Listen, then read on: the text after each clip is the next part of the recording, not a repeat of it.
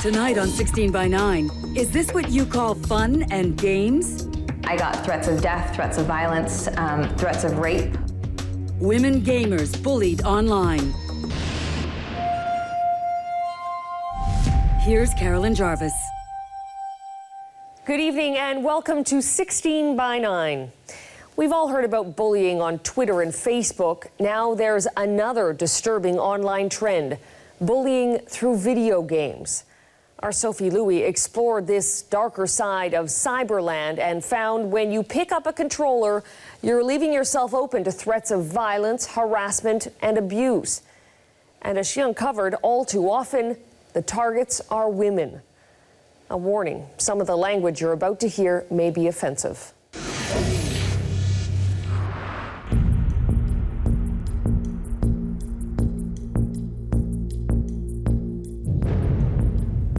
So we've got a few, like, tits or get the out, show me your tits, you disgust me, you fucking bitch. When Anita Sarkeesian goes online, this is what greets her. Anita hasn't committed some terrible crime worthy of insults and threats. The offense committed by the pop culture critic and lifelong gamer was posting this video online to raise money to examine gaming and female stereotypes. What I try to do in my videos is give people the language to understand and talk about issues of gender and sexism. I'm going to look at the damsel in distress, the fighting toy, the sexy sidekick, the sexy villainess, and the most common trope in video games, women as background decoration.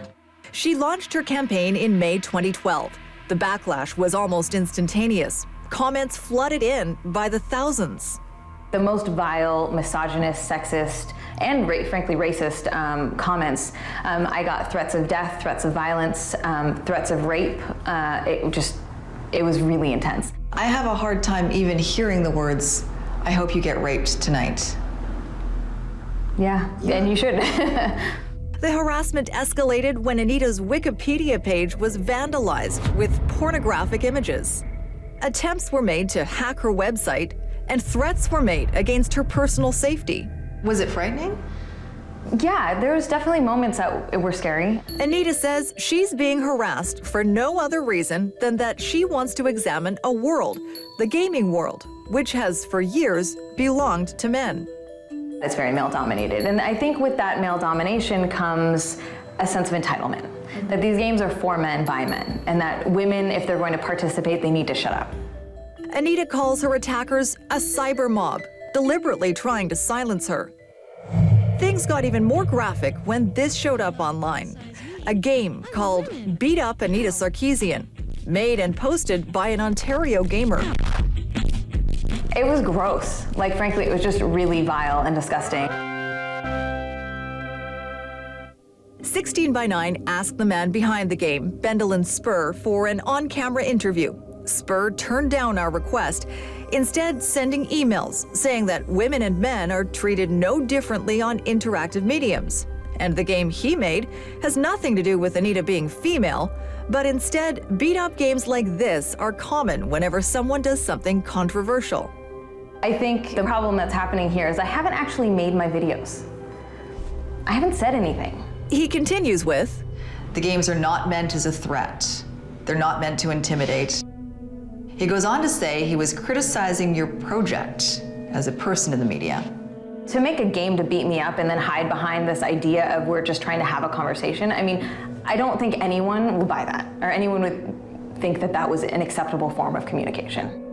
It may be a virtual world, but harassment is very real, says Anita.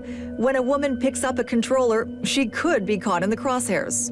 I mean, you talk to any woman who games online and they will have stories about the harassment they faced. My case is fairly extreme in terms of its magnitude, but that shouldn't mean that getting one comment a day isn't absolutely horrible. One comment a day is all it takes to make it on this site, fatuglyOrslutty.com. So the categories that we've had since the start has been crudely creative, death threats, fat, sandwich making 101, X-rated. That's Grace, your typical female gamer. She created Fat, Ugly, or Slutty after friends told her some of the things they experienced while playing online. At first, she thought it would be funny to post the obscene comments, writing it off as juvenile behavior.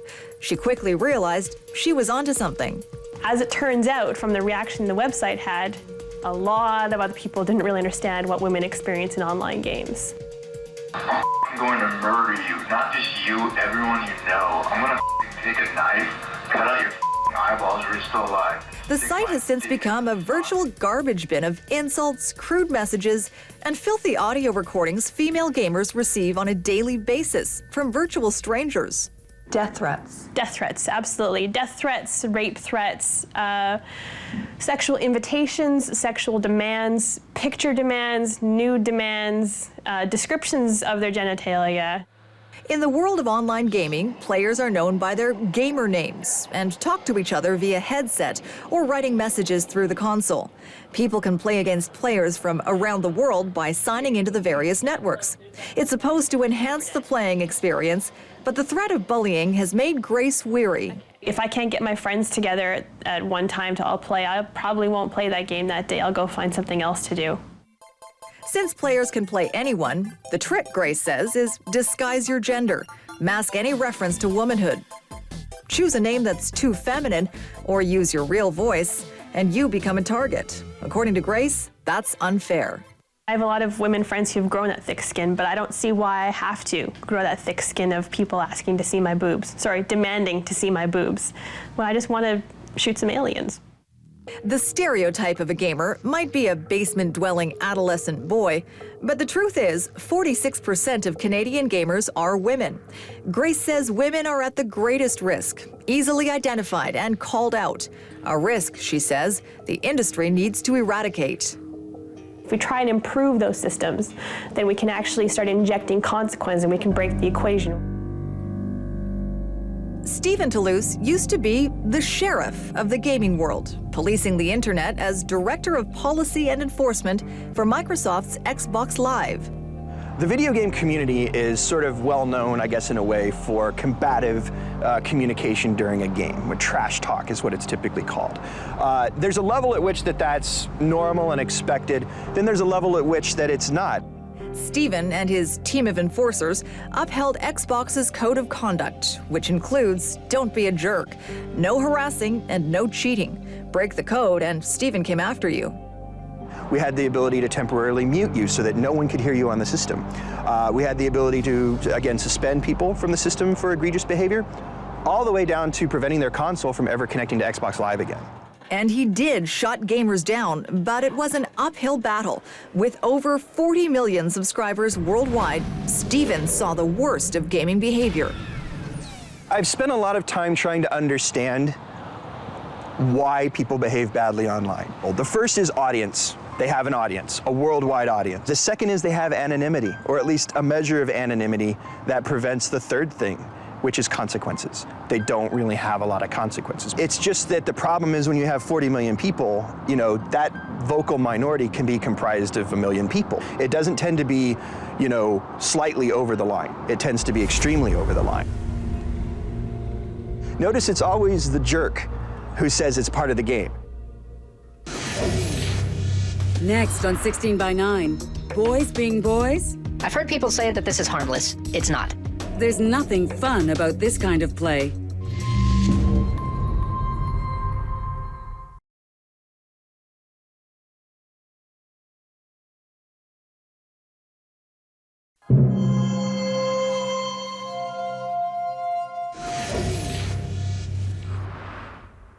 When video games first came on the scene 40 years ago, nobody predicted what would happen next. A mind-blowing technology, a multi-billion-dollar industry, and legions of fans worldwide from all walks of life. I remember when I was young how inclusive this community was. If you didn't fit in elsewhere, gaming had open arms for you. That's James Portnow. He's been playing since he was 5. Now he makes his living as a designer, teacher, and gaming consultant. Games, to me, are the first interactive mass medium. They're the first medium where you have an audience that doesn't just sit there receptive like you do with television or film, but instead can interact. James has watched gaming evolve from this to this. Shooter games, team games, fantasy games, video games have hit the mainstream, with a gaming device in almost every home and 60% of Canadians playing. But as games attract more players, a dark side has been growing: online bullying. You get a lot of players who will permanently quit games because they experience somebody harassing somebody else. James decided to take on those players, confronting their behavior with this video for an online web program. This stuff represents the worst in our community. It's antithetical to everything games are about. I've heard people say that this is harmless. It's not. James also calls out the industry, game designers and professionals, to provide gamers with better tools to combat harassment directly. If your game is a highly competitive game, you should be able to include methods to curb some of these things or empower your community within the design itself. Methods include muting other players, rating behavior, harsher penalties, and the ability to select specific people to play with. Because online, you never know who you could be against. I've heard it said that this is just boys being boys. That's no excuse. Raise your kids better if this is what your 13-year-old writes to a woman he's never met. But it's really not just young boys. These are grown men who should know better. The battle against intolerance is not only online, it's in the boardroom as well, making it hard for women to not only play games, but to get in the game. Brenda Bailey-Gershkovich has been playing since she was a child. She loved it so much that in 2005, she co-founded a startup game development studio in Vancouver, encountering men she says acted like boys. I had to work on things like no beer before noon, and no porn in the studio, and rules that kind of in most businesses would be accepted and pretty normal, but I got a lot of pushback. That frat boy culture drove Brenda to form Silicon Sisters in 2010 with business partner Kristen Forbes, Canada's first female-owned video game development company, designing games specifically for women, a huge untapped market. We really think it's important that girls think about video games as a place where they can have their careers.